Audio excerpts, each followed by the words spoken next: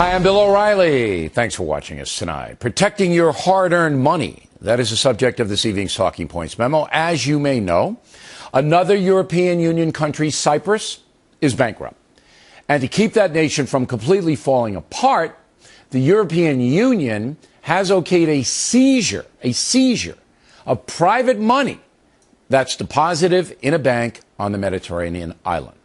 Outside of communist takeovers, that's almost unprecedented. But a member of the European Parliament says more private money could be seized in the future. Now they've done it in one country.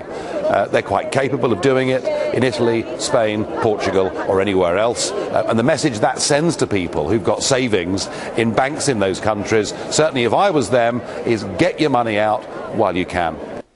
Certainly a dire warning for everybody, even Americans, as the global economy begins to totter. There is no question that the rise of the nanny state, where politicians buy votes by promising to support people, has damaged capitalism all over the world.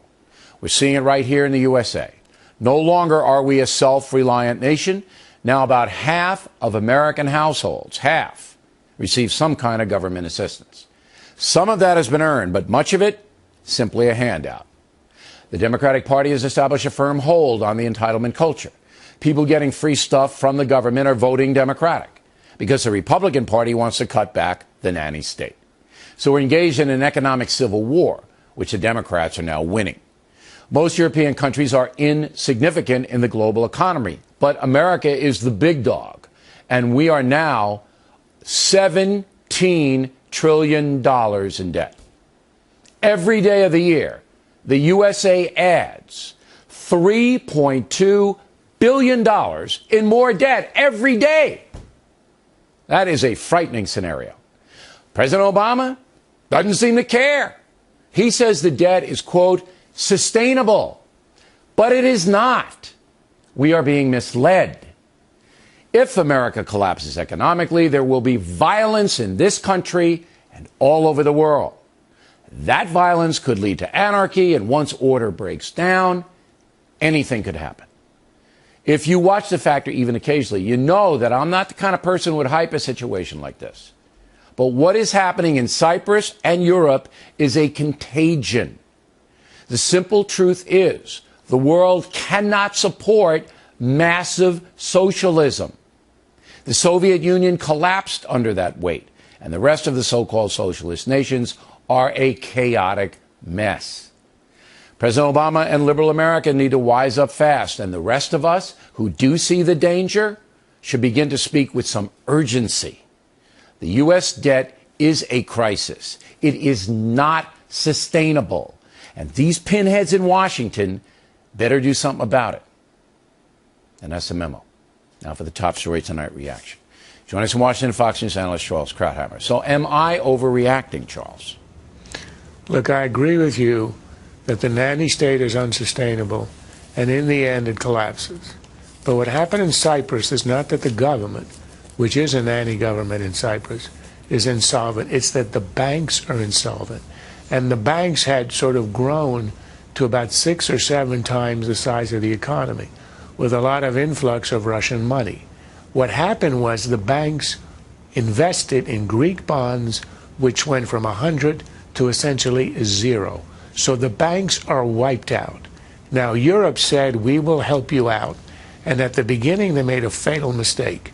They said, we'll help you out if you steal money from all of your depositors. Now, that caused a sort of a revolution in Cyprus, and it was stopped. But then they made what was the only wise decision. They decided that those people who have under 100,000 euros, which are insured, they have their money intact. But all the money that was put in beyond insurance, it's like the FDIC insurance we have here, is fair game.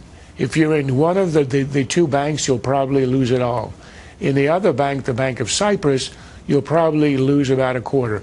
But only the amount of money that is over the guarantee. All right, but look, and that, I think, is an important distinction. Here's a couple of things. Cyprus itself owes billions of dollars, and if it were a solvent country, it could prop the banks up, because when banks go under in the USA, as you know, the government can come in and take them over. They can't do it in Cyprus. They don't have any money because, as you said, it's a nanny state. But the bigger picture is this.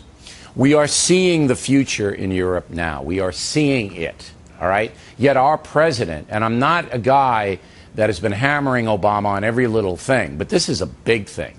He sees it too. This is what troubles me about Barack Obama. He sees it. So do his guys. They know what's happening in Europe. They know what's happening in Greece, in Spain, in Italy, in Cyprus. They know. Yet they are encouraging the same scenario in the United States, Charles. That, to me, is inexplicable. It's why Barack Obama will not sit down with me for an interview. He doesn't see $17 trillion debt as a problem. He doesn't see it, but it is a problem. And everyone knows it's a problem. So what is that? Dishonesty, delusion? What is it? Well, last time you asked me that, I responded that he's Louis XV, but I will not bring up any more Louis. I think you have to make a distinction between governments and banks. Our banks are in fairly good shape. Our problem is, and it's a longer-term problem, that the government is headed towards insolvency. Now, it's not going to get there tomorrow, and even the Europeans, who are way advanced in terms of indebtedness and insolvency, are not going to get there tomorrow. And we have several years between now and then.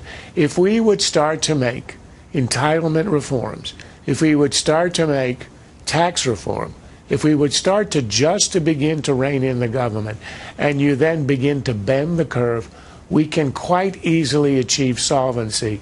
Yeah, but we're not doing that. Instead, we're printing more money that's devaluing our currency, all right? And that is going to lead to Armageddon. When this man leaves office, Barack Obama, we will have a national debt approaching $20 trillion. We will have a badly damaged dollar because of all the money they're printing now. You know it and I know it, all right? And anything can happen in this world. You start dominoing down countries going under, like Cyprus, and stealing deposits, you're going to have a mass panic worldwide.